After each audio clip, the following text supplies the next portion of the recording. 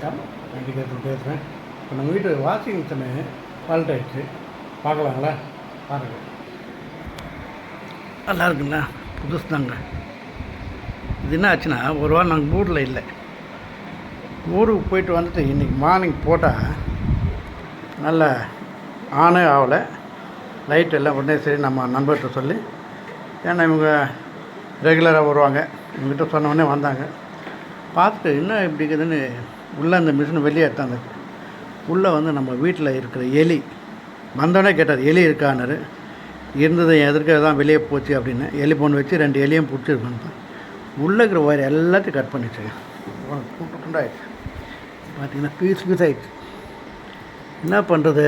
இப்போ வந்து மறுபடியும் ரீசெட் பண்ணோன்ட்டு வந்திருக்காங்க. அதே மாதிரி கீழே இருக்கிறதெல்லாம் ஹோல்ஸ் ஆகிடுச்சு பாருங்கள். தெரியுதுங்களா? அந்த நெட்டெல்லாம் காலி. அதுக்காக இப்போ எலி என்ன இது, இந்த நெட்டு வாங்கியிருக்கோம்.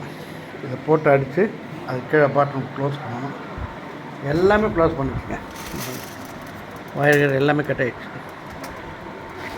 இது கூட கட்டிடுச்சு பாருங்கள். எலி அது என்ன வாயிலே கட்டிங் பிளேயர் வச்சுருக்குமான்னு தெரில. சுத்தமாக எல்லா ஒயரும் இப்போ ரீசெட் பண்ணுறதுக்கு வந்திருக்காங்க. இங்கெல்லாம் துண்டாக இருந்தது. பார்த்தீங்கன்னா ரீசெட் ஆன பிறகு நான் போடுறேன். ஓகேவா?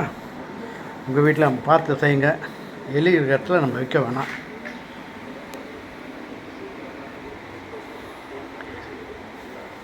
தக்கை இது உள்ள பேக்கிங் வச்ச தக்கையெல்லாம் கட்டிருக்கு.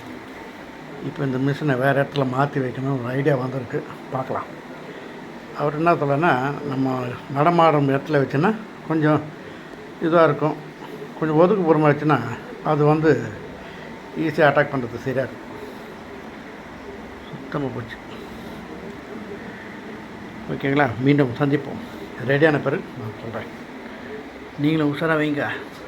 ஏன்னா எங்கெங்கே கட்சிருக்கு பாருங்கள், உள்ளெல்லாம் கட்சி. ஓகே.